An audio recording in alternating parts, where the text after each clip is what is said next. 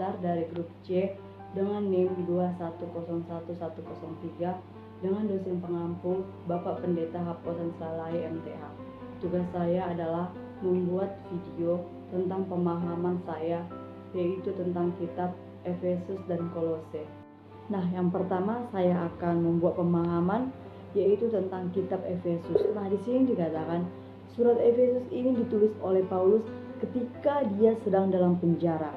Nah, ketika Paulus menuliskan surat kepada jemaat Efesus, tentu saja dia mempunyai tujuan dan ada hal yang menjadi motivasi dia untuk menulis surat tersebut. Nah, tujuan Paulus menulis surat kepada jemaat Efesus didukung oleh keadaan masyarakat Efesus. Pada saat itu adalah masih melakukan penyembahan terhadap dewa Yunani. Dewa yang mereka sembah saat itu adalah mereka sebut Dewi Artemis.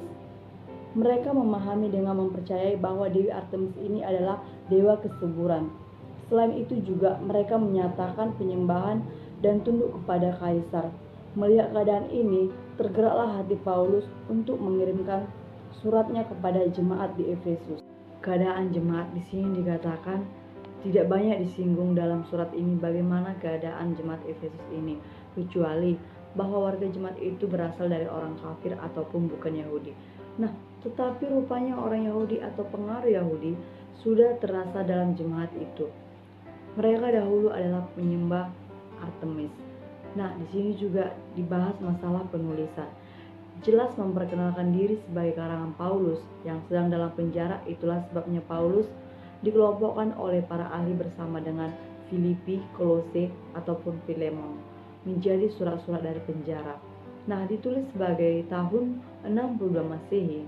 Sejumlah ahli belak-belakan menyangkal Efesus sebagai surat Paulus dan ahli-ahli lain tidak berani mengambil pendirian jelas. Ada cukup banyak alasan menurut penilaian kami untuk berkata hampir saja tidak mungkin Efesus ditulis sebagai oleh Rasul Paulus yang memegang Roma, Korintus, Galatia, atau malah Kolose. Alasan tersebut antara lain ada 3 alasan. Alasan yang pertama ialah ada perbedaan kosakata antara surat-surat Paulus dari Efesus. Terus yang kedua, Efesus sebenarnya paling dekat dengan Kolose baik dalam gaya bahasa dan kosakata maupun dalam pemikiran yang terungkap. Yang ketiga ialah terdapat perbendaharaan pemikiran dan perbedaan pandangan itu yang memberikan kepastian terakhir bahwa Efesus bukan karangan Paulus.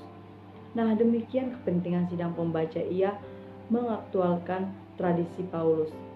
Ia bukan sekretaris Paulus yang dengan agak bebas boleh menulis pikiran Paulus. Paulus paling hebat wafat sekitar tahun 65 Masehi. Maka Efesus ditulis sesudahnya meskipun suka dikatakan kapan persis. Nah, cukup jelas penulisan Efesus sendiri seorang Kristen keturunan Yahudi. Ia berbahasa Yunani sehingga agaknya bukan orang Yahudi dari Palestina tetapi dari perantauan. Baik di sini menjelaskan ada 5 pokok-pokok yang dibicarakan dalam surat Efesus. Yang pertama itu ialah ajaran tentang pembenaran manusia berdosa. Yang kedua itu ajaran tentang gereja ataupun eklesiologi. Yang ketiga ialah ajaran tentang Kristus ataupun kristiologi. Yang keempat itu ialah ajaran tentang hidup baru.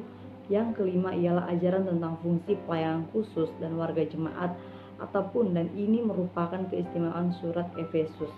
Dan di sini juga membahas masalah tentang maksud penulisan, yaitu untuk membimbing anggota jemaat agar lebih mendalami pengetahuannya mengenai anugerah Allah. Nah, di sini juga ada 4 struktur isi. Yang pertama ialah pembukaan, yang kedua ialah bagian pertama, yang ketiga ialah bagian penutup, yang ketiga ialah penutup karangan. Nah, ada 4 nas penting dalam surat Efesus ini. Yang pertama itu perlu kita ketahui, yaitu Efesus 2 ayat 14 dikatakan ia meruntuhkan tembok pemisah. Nah, yang kedua Efesus 2 ayat 9 bukan lagi orang asing tetapi menjadi rekan Allah.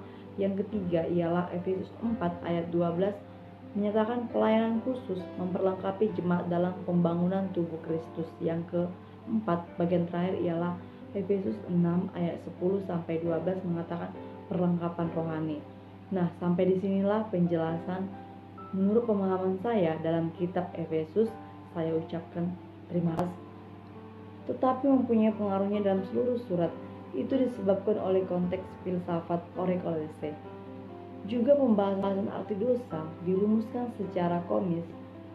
Kiranya juga pembicaraan mengenai misteri. Memang juga dalam surat-surat lain ia berbicara mengenai misteri keselamatan, tetapi dalam Kolose misteri mencicirkan peranan yang lebih besar, dan pewartaan misteri tidak sama dengan pewartaan Injil. Jadi kesimpulannya bahwa ciri khas kitab ini adalah lain daripada tulisannya. Dia berusaha memerangi ajaran sesat yang berbeda di Kolose dengan mempertahankan Kristus karya Kristus, ataupun disebut Kristologi. Baik, di sini ada 3 struktur isi. Yang pertama itu salam ucapan terima kasih dan pengajaran tentang Kristus. Nah, yang kedua polemik tentang ajaran sesat. Yang ketiga ialah peringatan ataupun parenetis. Yang terakhir di sini menjelaskan masalah ada 3 nats penting dalam surat Kolose. Ya, apa saja? Boleh kita lihat di sini. Saya akan memaparkannya. Yang pertama ialah kita boleh melihat di Alkitab dalam Kolose 2 ayat 6 sampai 10 di sana dikatakan ilmu pengetahuan tidak boleh didewakan. Yang kedua ialah Kolose 3 ayat 8 sampai 17 mengatakan manusia baru harus menanggalkan perbuatan manusia lama. Baik, yang terakhir ialah Kolose 4 ayat 1 berlaku adil. Nah, dalam surat Kolose hanya ini yang bisa saya paparkan. Saya ucapkan terima kasih.